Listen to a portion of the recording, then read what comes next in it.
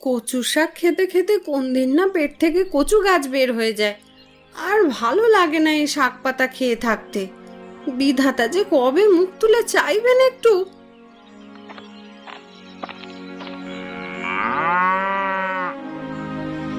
ধৈর্য ধরো গিন্নি। কথায় আছে সবুরে মেওয়া ফলে। বিধাতা সারা জীবন তো আর আমাদের দুঃখ রাখবেন না। একদিন না একদিন ঠিক সুখের মুখ দেখবো আমরা। আর কবে দেখবো জানি না, আদেও সে পর্যন্ত বেঁচে থাকবো কিনা কে জানে। অবশ্যই বেঁচে থাকবে। বিধাতা চাইলে সব সম্ভব। আমাদের দুঃখ কি আর আজীবন থাকবে নাকি? কথায় আছে দুঃখের পরেই নাকি সুখের মুখ দেখা যায়। জীবনে যদি দুঃখ না থাকে তবে সুখের মূল্য মানুষ বুঝবে কি করে বলো তো? তাই বলে এত দুঃখ, আমি যে আর পারছি না গো। আমি যেন নিজের পায়ে দাঁড়াতেই পারছি না। আমার কি হয়েছে তুই কি বলতে পারবি? আমার না কদিন ধরেই শরীরটা খারাপ করছে। কি বলছিস বোন, তোর আবার হঠাৎ করে কি হলো? তুই তো ঠিকই ছিলি, এরকম তো করিস না তুই কোনোদিনও। কি হলো তোর হঠাৎ? জানি না রে দিদি, শরীরটা হঠাৎ করে খারাপ লাগছে অনেক। যা, তুই গিয়ে শুয়ে পড়। সকালে যদি ঠিক হয়ে যায় তো হয়ে যাবে, না হলে তোকে ডাক্তারখানা নিয়ে যাব। যদি না কমে, মনে হয় তোর জ্বর এসেছে, তুই এখন গিয়ে শুয়ে পড়। সকালে আমি দেখব কি করা যায়। হতে পারে আমার জ্বর এসেছে।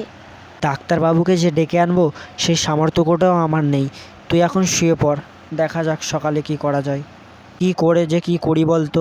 তুই একমাত্র আমার সম্বল, তুই ছাড়া আমার এই পৃথিবীতে কেউ নেই। দেখ দিদি, কালকে সকালেই ঠিক হয়ে যাবে, ডাক্তারখানায় নিয়ে যেতে হয় না। আমি অসুস্থ থেকে ঠিক সুস্থ হয়ে যাব। ডাক্তারখানায় নিয়ে যাওয়া কোনো বড় কথা না, তুই তাড়াতাড়ি সুস্থ হয়ে যা। আমি ভগবানের কাছে এটাই প্রার্থনা করি। তোর খুব মন খারাপ হচ্ছে না দিদি? মন খারাপ করিস না, আমি ঠিক সুস্থ হয়ে যাব। তুই দেখ, সকাল হলেই আমি ঠিক সুস্থ হয়ে যাব। মনটা খারাপ লাগছে না, খুব কষ্ট হচ্ছে, আর মা বাবারও কথা মনে পড়ছে। সেই কবে তোকে আর আমাকে রেখে মারা গেল, সেই থেকেই তো তোকে কোলে পিঠে করে আমিই মানুষ করলাম। তাই তোর কিছু হলেই আমার মনটা খুব খারাপ লাগে। তোকে ছোট থেকে বড় করেছি, এই জন্যই আমার খুব কষ্ট হয়, বুঝলি বোন? এই দিদি, তুই কাঁদছিস কেন? আমার কিচ্ছু হয়নি। না রে পাগলি, কাঁদবো কেন? এমনিই আমার চোখ দিয়ে জল বেরোচ্ছে। আর এমনিতেও তুই তো ঠিক হয়ে যাবি তাড়াতাড়ি, এই জন্যই আমার মনটা একটু খারাপ হচ্ছিল।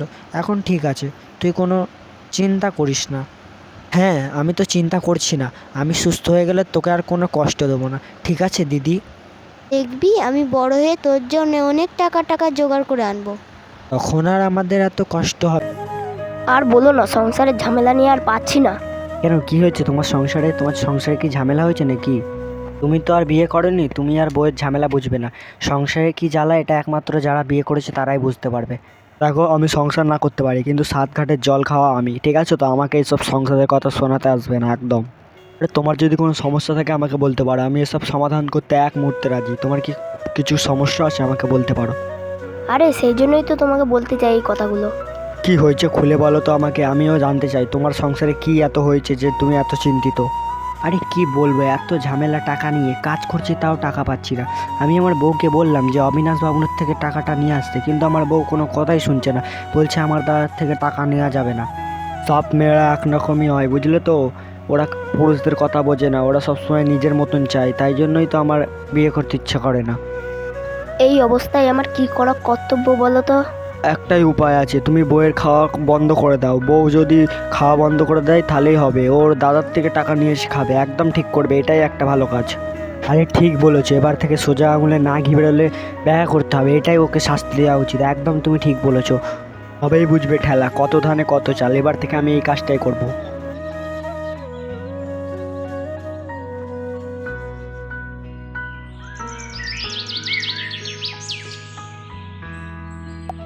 দাদা, তুমি এসেছো? আমার কি সৌভাগ্য! এসো এসো দাদা। দাদা, তুমি এতদিন কোথায় ছিলে দাদা? এসো এসো, ঘরে এসো। আরে অনেক দিন ধরে ভাবছি যে আমার বোনটা কি করছে, তাই জন্য আমি ভাবছিলাম বোনের বাড়ি যাওয়া যায়, তাই জন্য আমার রাতে ঘুমও হয় না ঠিক করে। আমি ভাবি যে আমার বোনটার কিছু অসুবিধায় আছে, এই জন্য চলে এলাম। ভালো করেছো দাদা, এবারে ঘরে এসে হাত মুখ ধুয়ে বসো। বোনের জন্য ঘুম ধরছে না এটা ভালো কথা, কিন্তু একটু সংসারটার জন্যও তো দেখতে হও। তুমি তো এত বড় লোক, তোমার কি কোনো হুঁশ জ্ঞান নেই? একটা গরিব ঘরে বিয়ে দিয়েছো, তাও এরকম তুমি চলাফেরা করো। আপনার মতন ছোট লোক এরকম আমি দেখিনি। আপনি কি গো, কোনো হুঁশজ্ঞান নেই আপনার বোনটার কি অসুবিধা হচ্ছে না হচ্ছে, এটা কি দেখার আপনার কর্তব্য নেই? আপনার কাছে তো এত টাকা আছে, তাও আপনি এরকম বোনকে অভাবে রেখে দিয়েছেন। আপনার কি কোনো হুঁশজ্ঞান নেই? এটা কিন্তু আপনি একদম ঠিক করছেন না। আপনার বোনকে এরকম হলে আমি জানলে বিয়ে করতাম না। আপনি কিন্তু এটা ঠিক করছেন না আমার সাথে। আমি কিন্তু এবার আপনার বোনের গায়ে হাত দিতে বাধ্য হব। কি বলছোটা কি? তুমি কি জানো না ওটা আমার দাদা? আমার দাদাকে তুমি এসব বলতে পারছো? ওটা তোমার গুরুজন হয়, ঠিক আছে তো?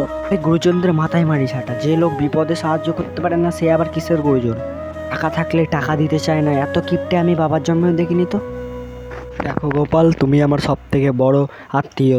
দেখো, আমার এখন অনেক টাকার অভাব পড়ছে, তাই জন্য আমি কাউকে এখন সাহায্য করতে পারছি না। সবাই ভাবে আমার অনেক টাকা, কিন্তু কেউ আসলে দেখতে চায় না আমার কত প্রবলেম হচ্ছে। আমার কাছে যা যেটুকু সম্বল ছিল সেটুকু দিয়ে আমার বোনের বিয়ে দিয়েছি। দেখো গোপাল, তুমি কি বুঝতে পারছো না কিছু? এরকমভাবে আমাকে কথা শোনাচ্ছ কেন তুমি? এটা কিন্তু ঠিক করছো না গোপাল তুমি। আমি তো এত বড় লোক, আমার কাছে যদি টাকা থাকতো তাহলে আমি মিষ্টি ফল টল নিয়ে আসতাম, কিন্তু আপনি বুঝতে পারছো না কেন? আমার অনেক প্রবলেম হচ্ছে। তুমি ছাড়ো তো দাদা, তুমি এসেছো তাই অনেক। ওর কথায় কান না দিয়ে তুমি উপরে উঠে এসো। হ্যাঁ, এরকম সব কঞ্জুস লোকেরা এরকম নাটক করে। তুমি এরকম তো এখন বলবেই না, তোমার কাছে টাকা আছে। আমি জানি তুমি কিপ্টে লোক, এই জন্যই তুমি এরম করছো। আসলে হাড় কিপ্টের জাত একটা তুমি সব আমার চেনা হয়ে গেছে। তুমি আমাকে আত্মীয় বলো, তুমি আত্মীয় হওয়ার যোগ্য নও। তোমার জন্য আজ এই অপমানে আমার গলায় দড়ি দিতে ইচ্ছা করছে। তুমি আমার দাদাকে অপমান করতে পারলে? থাক রে বোন থাক, অপমান করলে আমি আর কি করতে পারবো বল বোন। আমার জীবনে এরকম খারাপ দিন এসেছে, তাও সব ঠিক হয়ে যাবে বোন, তুই চিন্তা করিস না। এই বুড়ুমা, কিছু বুদ্ধি দাও তো। কি বুদ্ধি চাই বল তো খোকা, আমি সব বুদ্ধি দিতে পারবো। বুদ্ধিটা হচ্ছে আমার চিরশত্রু গোপাল এখন পাকিয়ে পড়েছে। ও এখন ওর বউয়ের সাথে আর দাদার সাথে ঝগড়া করছে। তুমি একটা ভালো বুদ্ধি দাও তো। গোপাল ভালো করে এখন খেতে পাচ্ছে না ঘরে। এটাই তো সুযোগ, এক ঢিলে দুই পাখি মারার। মানে কি বলতে চাইছো?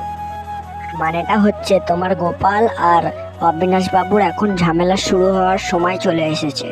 কিন্তু কাজটা করবো কি করে? যে করেই হোক তুমি গোপালকে মারার চেষ্টা করো। যদি তুমি মারতে পারো তাহলে এই কাজটা হবে, একদম পুরো সঠিক হবে। তুমি করার চেষ্টা করো।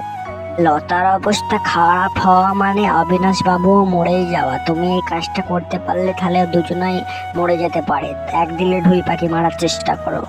তুমি ঢিল দিয়ে মারলে একটা পাখি না, অনেক কটা পাখি মরবে। এবার কি তুমি বুঝতে পেরেছো?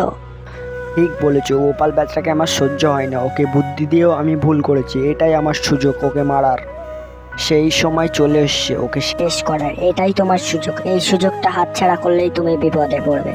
তোমাকে গোপাল অনেক বিশ্বাস করে, তুমি গোপালকে কোনো একটা জায়গায় ভুলিয়ে ভালিয়ে নিয়ে গিয়ে ওকে শেষ করে দাও। এটাই তোমার সুযোগ। ঠিক আছে, আমি ভেবেচিন্তে সেই বুদ্ধি তৈরি করছি। এখন দেখা যাক আমি ওকে কোথায় গিয়ে মারতে পারি। তোমার ওপর পুরো আমার ভরসা আছে। আমি জানি তুমি কাজটা সফলভাবে করতে পারবে। আমার মতন মানুষের আশীর্বাদ মাথার উপর থাকলে ঠিকই কাজ হয়ে যাবে।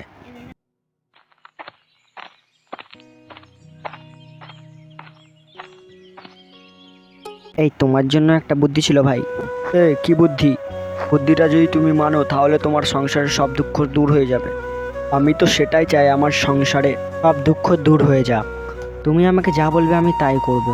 দেখো, এখন জেলেরা ভালো মাছ ধরতে পারছে না। আমার কাছে একটা ভালো নৌকা আছে, তুমি কি যাবে এই নৌকা করে মাছ ধরতে? আমরা মাছ ধরলে অনেক টাকা ইনকাম করতে পারবো, আর তোমার সংসারটা ভালোভাবে চলে যাবে। আমি তোমাকে নৌকাতে চাপিয়ে নদীতে নিয়ে যাব, তোমার কোনো প্রবলেম হবে না। আমার সাথে তুমি কি যেতে পারবে? তারপর তোমাকে আমি মাছ ধরা শেখাবো। আমি তোমাকে নদীর যেই জায়গাটায় নিয়ে যাবো সেই জায়গাটায় অনেক মাছ আছে, আর ওই মাছগুলো বেচলে আমরা অনেক টাকা ইনকাম করতে পারবো, আর অনেক বড় লোকও হতে পারবো। এইভাবে তোমার সংসারটা ভালোভাবে চলতে পারবে। আর আমি যেখানে নিয়ে যাব সেখানে সাধারণত কেউ মাছ ধরতে চায় না, কিন্তু ওখানে অনেক বড় বড় মাছ আছে, আর সেই মাছ বিক্রি করলে তুমি বাজারে বেচে অনেক ইনকাম করতে পারবে। আর তুমি যে মাঠে ঘাটে কাজ করো এই সব কাজ ছেড়ে দাও, আমি তোমাকে এখন মাছ ধরা শেখাবো। আর অনেক অল্প সময়ে অল্প পরিশ্রমে তুমি অনেক টাকা রোজগার করতে পারবে। এটাই তোমার সুযোগ, তোমার সংসারের সব সমাধান হয়ে যাবে, বুঝলে? তুমি এত ভালো বুদ্ধিটা আগে দাওনি কেন বলো তো? আরে আগে তো বুদ্ধিটা আসেনি, তুমি সেদিন আমাকে বলেছিলে না তোমার দুঃখের কথা, তাই জন্য আমার বুদ্ধিটা এসছে। তুমি সেদিনকে তোমার দুঃখের কথাটা বলেছিলে না, সেদিনকে আমার অনেক কষ্ট হয়েছে, আর আমি তোমাকে অনেক ভালোবাসি। তোমাকে যদি আমি সাহায্য করতে পারি বন্ধু হিসাবে তাহলে তো আমার স্বার্থটা অনেক ভালোই হবে না, আর আমাদের বন্ধুটা অনেক দূরে যাবে। তোমাকে যে কি বলে ধন্যবাদ দেবো, যাই হোক তুমি বলো কি করতে হবে আমাকে। তুমি যা বলবে আমি সেটাই করব। দেখো, কালকে যাওয়া আজকে যাওয়া একই ব্যাপার। যত দেরি করবে ততই তোমাকে না খেয়ে পচে মরতে হবে। তার থেকে ভালো আজকে বিকেলেই চলো, আমি রেডি হয়ে থাকবো। আমি খোঁজ নিয়ে দেখেছি আজকে পূর্ণিমার ভরা কাটালো, নদীতে অনেক জল থাকবে, এটাই সুযোগ। আজকে নদীতে অনেক মাছও থাকবে। ঠিক আছে, নৌকা প্রস্তুত রেখো, আমি আসবো। বেশ, আমি নদীর ঘাটে অপেক্ষা করব তোমার।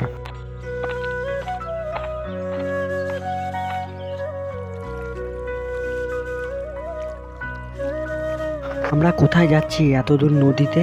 তুমি জানো না এই দূর নদীতে এই সময় ভালো জাতের ইলিশ মাছ জালে ধরা দেয়। আরে আমরা কি ইলিশ মাছ ধরতে এসেছি নাকি? হ্যাঁ, আমরা ইলিশ মাছ ধরতে যাচ্ছি। আমরা কেন ইলিশ মাছ ধরতে যাচ্ছি? অন্য মাছ তো ধরতে পারবো। তুমি জানো না তাই বলছো গোপাল? এখন বাজারে ইলিশ মাছের দাম সব থেকে বেশি, কারণ ইলিশ মাছ এখন পাওয়া যাচ্ছে না। এই সময় তুমি যদি ভালো জাতের ইলিশ মাছ ধরতে একেবারে অনেক দামে বিক্রি করতে পারবে।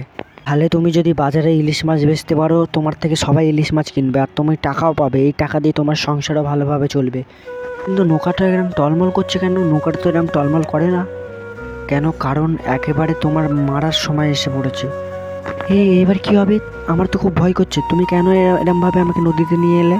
নিয়ে এসেছি কারণ আমি তোমাকে মেরে ফেলতে চাই। তুমি মরে গেলেই আমি শান্তি পাবো। সেই জন্যই তোমার সংসারে অশান্তি পাকিয়ে অবিনাশবাবুকে আমি তোমার ঘরে পাঠিয়েছিলাম।